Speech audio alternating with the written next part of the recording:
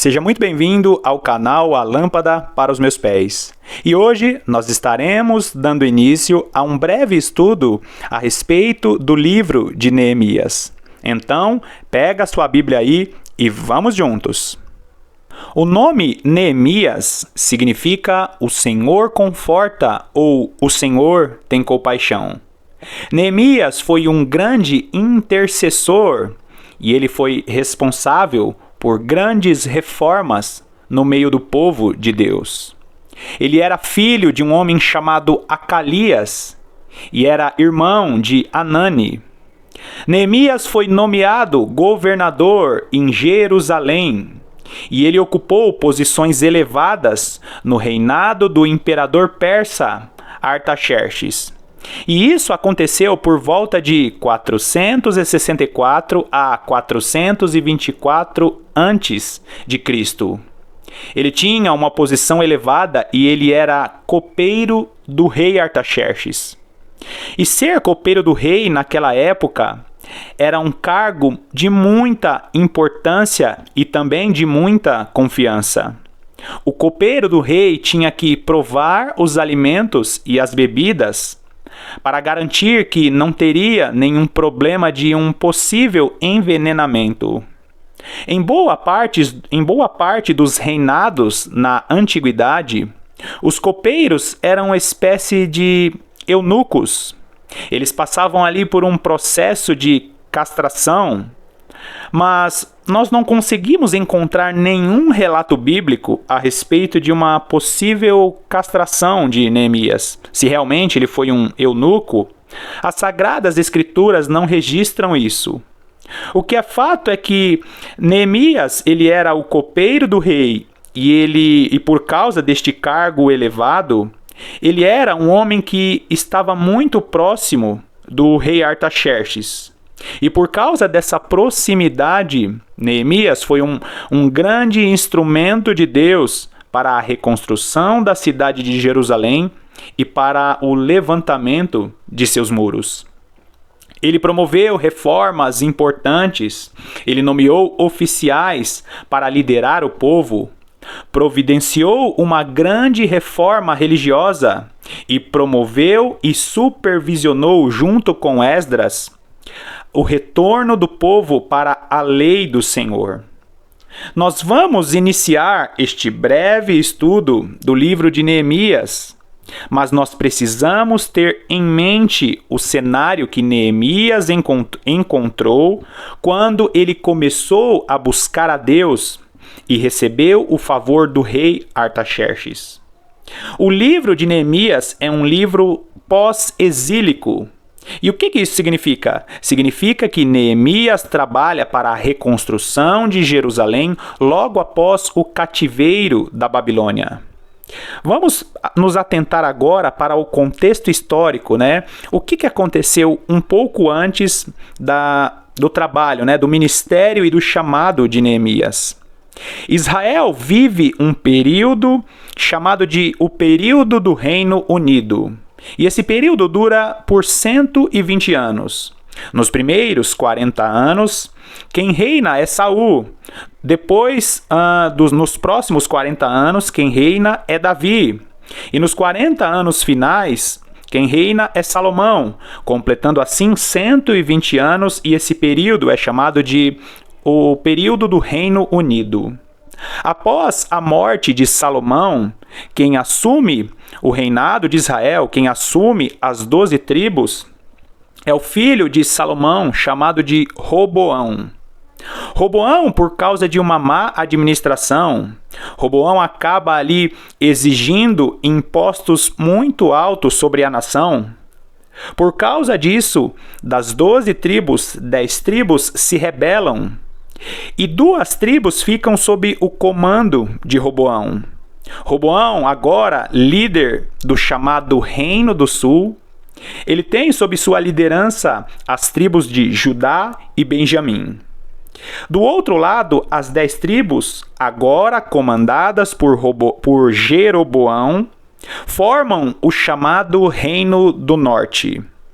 O Reino do Norte, com essas 10 tribos, durou 209 anos E nesse período, passaram pelo Reino do Norte 19 reis, com 8 dinastias, ou seja, 8 famílias.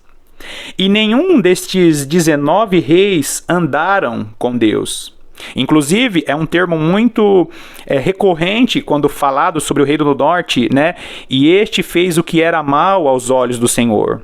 Os 19 reis que passaram pelo reinado do Norte não andaram com Deus. E por volta do ano 722 a.C., o Reino do Norte é invadido pela Assíria.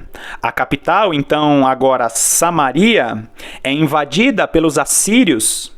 E o reinado assírio, eles misturam o povo de Israel do Reino do Norte com várias nações, assim enfraquecendo a sua cultura. E daqui, o que nós passamos a conhecer como povo samaritano sai deste cativeiro assírio. Agora, do outro lado, nós temos o Reino do Sul. Como eu falei, o Reino do Sul se iniciou com Roboão, o filho de Salomão, seguindo assim toda a linhagem de Davi, para cumprir a palavra de Deus que dizia que de Davi sairia o Messias. O Reino do Sul seguiu toda a linhagem de Davi em apenas uma dinastia, ou seja, o reinado de uma família.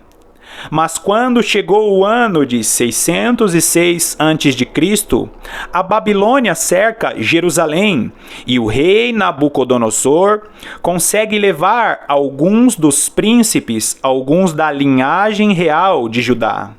E dentre esses que foram levados nesta primeira leva, Nabucodonosor levou consigo Daniel. Lembra de Daniel, Sadraque, Mesaque e Abednego? Nesta primeira leva, em 606 a.C., Nabucodonosor leva alguns dos príncipes e de linhagem real de Judá. Mas quando chegou em 586 a.C., mais uma vez Nabucodonosor consegue invadir, e agora de vez ele invade a cidade. Ele consegue destruir a cidade de Jerusalém, leva os objetos do templo. E assim é confirmada a profecia que veio de Jeremias. A profecia de Jeremias dizia que Judá seria invadido pela Babilônia. Jeremias tinha profetizado e ele disse que este cativeiro babilônico duraria 70 anos. Mas ao passar do tempo, a Babilônia cai, outro reino assume a Babilônia, e o povo começa a retornar para Jerusalém. E esse retorno acontece em 3 turnos, ou seja, esse retorno acontece em 3 caravanas diferentes. A primeira caravana é comandada por um homem chamado Zorobabel, em 516 a.C. E o principal motivo do retorno de Zorobabel, a ênfase deste homem de Deus, é para a reconstrução do templo do Senhor.